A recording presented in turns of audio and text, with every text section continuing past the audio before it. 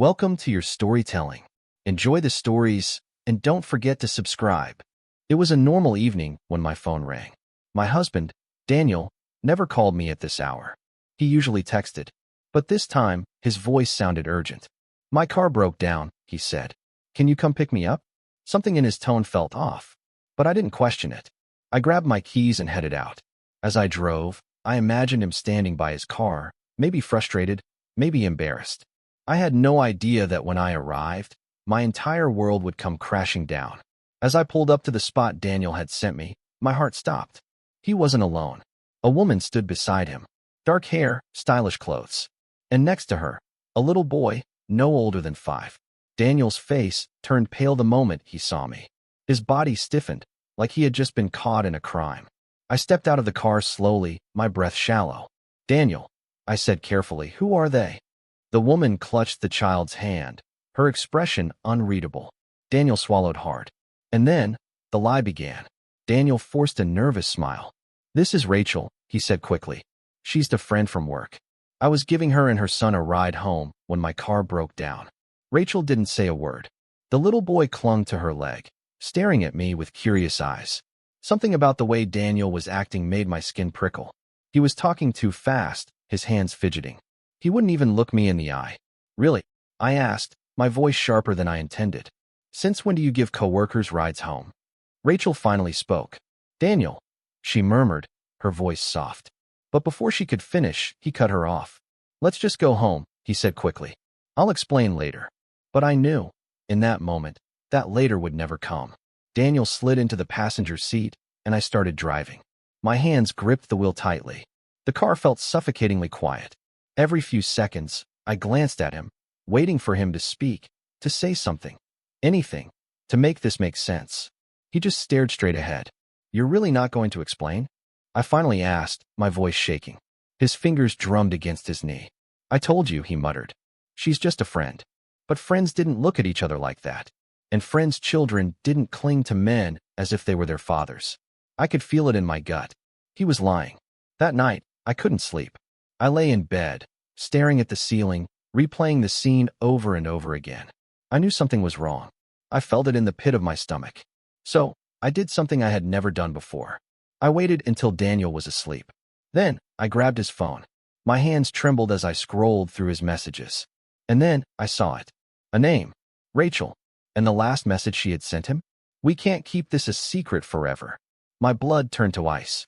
My heart pounded as I stared at Rachel's message. "We can't keep this a secret forever." My hands were shaking. What secret? What was Daniel hiding? I scrolled up, my breath shallow. There were more messages. Some casual. Some intimate. "Miss you. Can't wait to see you. The little one is asking about you." I felt sick. My stomach twisted into knots. I wanted to wake Daniel up, scream at him, demand answers. But I needed more proof. I needed to know exactly what I was dealing with. So I did the only thing I could. I sent Rachel a message. I stared at the text thread, my pulse hammering. If I wanted the truth, I had to be careful. So, I typed, "I think we need to talk." Rachel read it almost instantly. The typing bubble appeared. Then a reply. "I can't do this over text. Please, let's meet in person." My breath caught in my throat. She wasn't denying it. She wasn't confused. She knew exactly what I meant. I looked at Daniel, sleeping soundly beside me, completely unaware that his double life was about to unravel. I texted back, "Tomorrow, noon." This time, I would get the truth, whether I was ready for it or not. The next morning, I could barely function. My hands trembled as I got dressed. Daniel left for work like it was any other day, like he wasn't hiding something, like he wasn't living a lie. At noon, I arrived at the small cafe Rachel had chosen. She was already there, stirring her coffee, her expression tight. When she saw me, she hesitated, then sighed. "I knew this day would come," she murmured. My chest tightened. "Then tell me the truth." Rachel looked down. "I never wanted to hurt you." I leaned forward. "Who is that boy?" She finally met my gaze. And then, with a deep breath, she shattered my world. Rachel's voice was barely above a whisper. "His name is Noah." The name meant nothing to me, until she said the next part. "He's Daniel's son." The words punched the air from my lungs. I gripped the table, trying to breathe. "No," I whispered, shaking my head. "That's not possible." Rachel swallowed hard. "We were together, before he married you. He promised me we'd be a family. But then, he left. He married you. I stared at her, my mind racing. Daniel had a child. And I was the last to know. I sat there, frozen, as Rachel continued. At first, he sent money. He visited. But then, he started pulling away. Her eyes filled with tears. I told him he couldn't just abandon his son. He swore he'd tell you. But he never did. I felt like I couldn't breathe. The man I had loved, trusted, he had been lying to me for years. Why didn't you tell me? I whispered. Rachel sighed. Because I believed him. He always had an excuse. He always said he just needed more time. I swallowed hard, my whole world spinning. Daniel had been living a double life. And now, I had to decide what to do next. I drove home in a daze. My hands gripped the steering wheel so tightly that my knuckles turned white. Daniel had a son. A whole child. And he never told me. My thoughts swirled like a storm. How many times had he lied straight to my face? How many nights had he kissed me goodnight while carrying this secret? I pulled into our driveway and sat there, staring at the house we built together. How much of it was real? How much of my marriage was a lie? I took a deep breath. I had two choices, confront him now or wait. But waiting was never my style. That night, I paced the living room, waiting for Daniel to come home. When he walked in, he smiled at me like nothing was wrong. Like he wasn't living two lives. Hey, babe, he said, setting down his briefcase. What's for dinner? I almost laughed at the absurdity of it. I opened my mouth, ready to throw Rachel's words in his face, but then, I hesitated. Something told me not to do it yet. Not like this. I needed to be smart. I needed to see if he'd lie again. So instead, I forced a smile. I was thinking pasta, I said. Sound good. His face relaxed. Perfect. I watched him closely. This time, I wouldn't be the fool. I spent the next few days watching Daniel like a hawk. Every time his phone buzzed, I wondered if it was Rachel. Every time he left the house, I wondered where he was really going. I wanted to scream, to demand answers. But I needed to catch him in his lies. So I started asking little questions. How was work today? Busy, he'd say. Meetings all day. I knew that was a lie. Rachel had told me he visited Noah once a week. How's your coworker, Rachel? I asked casually. His face barely changed. She's fine, I guess. What? He was too good at lying. But I was done believing him. I needed proof. Something undeniable. So one evening, while Daniel was in the shower, I grabbed his wallet. I wasn't sure what I was looking for. Receipts? A hidden photo? And then I saw it. A key. But not just any key. It had a tag with an address I didn't recognize. My heart pounded. A second apartment? A storage unit? Whatever it was, I was going to find out. The next morning, I called in sick to work. I typed the address from the key tag into my GPS and drove. My hands trembled the whole way. The address led me to a quiet apartment complex on the other side of town. It was nice, too nice for a man who claimed he was just helping a friend. I parked down the street and stared at the door. What was I about to find? I took a deep breath and stepped out of the car. If this was another one of Daniel's lies, I was about to walk straight into it. And this time, there would be no turning back. I walked up to the door, my heart hammering in my chest. The key felt heavy in my hand, as though it weighed more than all the secrets I'd uncovered so far. I took another deep breath and slid the key into the lock. The door opened with a soft click, and I stepped inside. The apartment was small but beautifully decorated. It looked lived in, the kind of place someone might call home. I froze when I saw a picture on the wall. It was Daniel and Rachel, together, smiling. My stomach twisted. This was no work friend. I walked through the apartment, touching everything. The couch, the coffee table, the bookshelves, each item felt like a betrayal. Then I saw it. A child's drawing on the fridge, taped up with magnets. It was a crayon sketch of a family, Daniel, Rachel, and a little boy, Noah. I didn't want to look at it, but I couldn't tear my eyes away. This wasn't just an affair. This was a whole other life. A life my husband had kept hidden from me. I could feel the anger rising in me, but also, something worse, sadness. Deep, painful sadness. I didn't wait for Daniel to come home. I couldn't. I called him. We need to talk. His voice faltered when he answered. What's wrong? I took a deep breath. I know about Rachel. And Noah. There was a long silence. Please, he said, his voice trembling. Just let me explain. No, I snapped. I'm done listening to your lies. I hung up. He came home a few hours later, looking nervous. He sat down on the couch, trying to avoid my gaze. I didn't waste time. Tell me everything, I demanded. Daniel sighed, running his hands through his hair.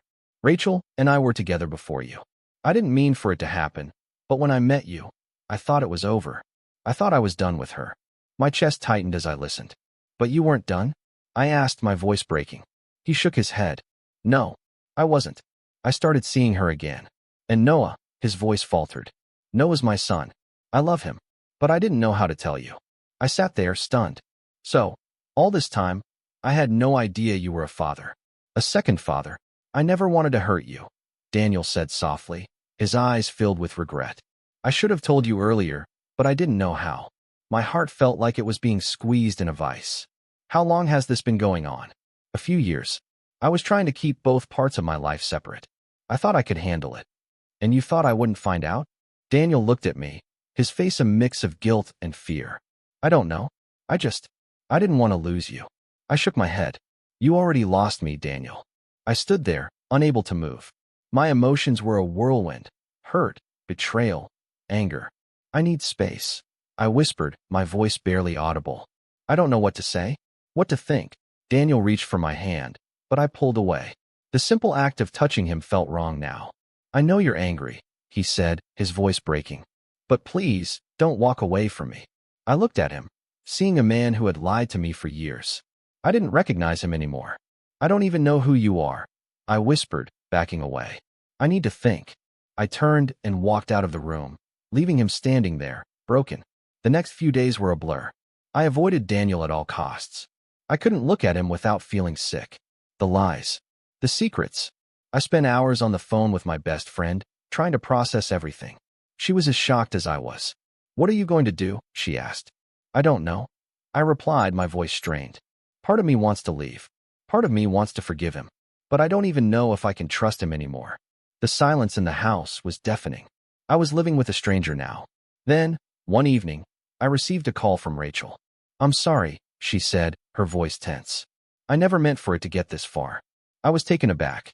Why are you calling me? I just wanted you to know something, she continued, her words rushed. Daniel was planning to leave you.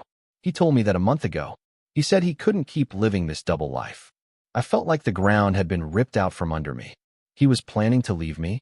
I asked, disbelief creeping into my voice. Rachel's voice was quiet. I don't think he realized how much he was hurting you. But he was already making plans with Noah. With me. I hung up the phone, feeling numb. I had thought Daniel was just confused, that maybe he was trying to balance two worlds. But this was something else entirely. He had planned to leave me. He had already made up his mind. I wasn't just another woman in his life. I was the one he intended to walk away from. For a second, I felt a bitter laugh rising in my throat. How could I have been so blind?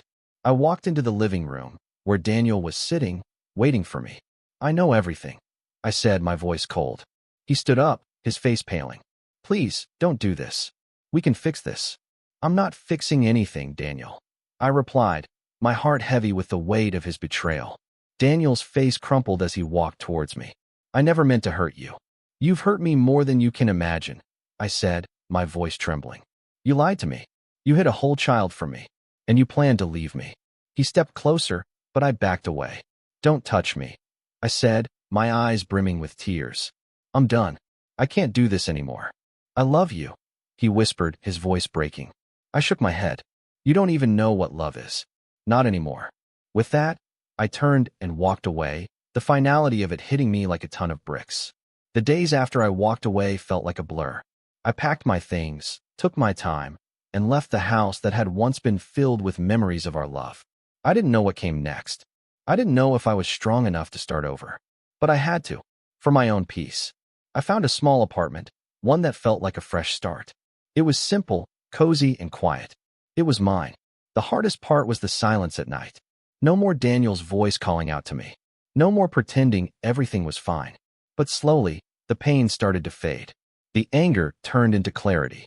A few weeks later, I bumped into Rachel at the grocery store. I wasn't sure how I'd react, but I didn't want to feel hatred anymore. I didn't want to be angry. Hey, she said quietly, her eyes avoiding mine. Hey, I replied, my tone neutral. There was a long silence between us. Finally, she spoke. I just wanted to apologize. For everything. I never meant to hurt you. I nodded, keeping my distance. I know. but we both hurt each other. She looked at me, her eyes filled with sorrow. I hope you can heal, and I hope you can find happiness. I smiled faintly. Thank you. I think I will. A month passed. I was settling into my new life when I received a call from Daniel. At first, I didn't want to pick up, but something told me I needed to hear him out. Can we talk? His voice crackled through the phone. I took a deep breath. What is there to talk about, Daniel? I know you're angry, he said, but I just wanted to say, I'm sorry. I made the biggest mistake of my life. I lost the woman I love, and I can't fix it. The words hit me hard. I had waited for him to say something like this for months. But now that he did, I didn't know how to feel. I don't know what to say, I replied. I'm not sure I can forgive you.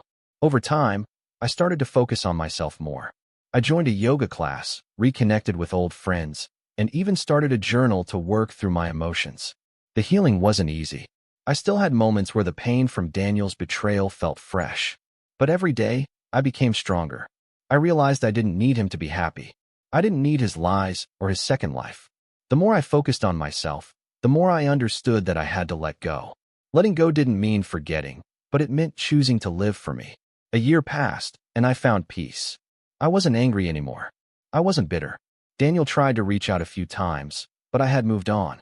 Not in a way that erased what we'd shared, but in a way that allowed me to embrace the future. I had rebuilt my life, and I was proud of who I had become. One day, as I sat in the park, watching the sun set, I smiled. Life wasn't perfect, but it was mine, and that was enough. Thank you for listening to my story until now.